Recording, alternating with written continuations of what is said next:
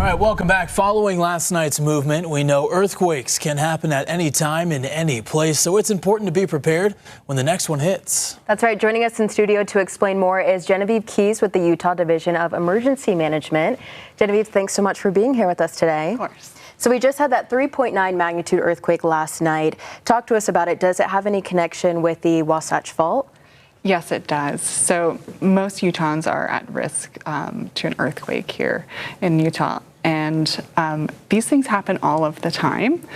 So they're happening right now underneath our feet. It's just usually the ones that are not big enough to get our attention aren't really newsworthy. Right. So when these ones are a little bit bigger and us locals can feel them here, it might spark a little bit of concern, right? We might get a little bit nervous. How can we cope with dealing with something like this and maybe not stressing out for something that could be bigger down the road? Definitely, yes. I would say it is a little unsettling. I saw Facebook this morning explode with some comments about the earthquake. So it's important to always be prepared. This is a really good reminder that we want to stay prepared really for anything. But for earthquakes, we want to think about making a plan, getting a kit, and then practicing drop, cover, and hold on. And we want to have a communications plan. One thing people don't think about is finding an out-of-state contact to call, because if all of your contacts are in the state and there is something catastrophic like a big earthquake, you won't be able to connect with anyone. Right. Okay, and you talked about having a kit. What should be in that for people to be prepared? Yeah, so the basics, we call it like a 72-hour kit. So food, clothing.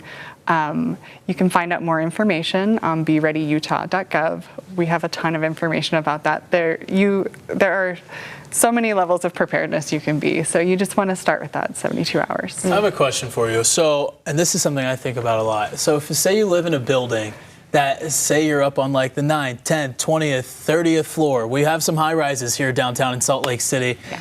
Is there any tips for, say, me or people out there like that? Like, okay, hey, earthquake just hit. Like, am I supposed to take the elevator and get down as quick as I can? Should I run out of here? You know, like, what's the best option there? Or what should we do? So we don't want you to start running because the earth starts. Yes, and that a lot of people have that reaction. We don't want you to start running because we want to avoid the risk of falling, injuries from falling. Okay. So we want to have already found the safe places that we can drop, cover, and hold on.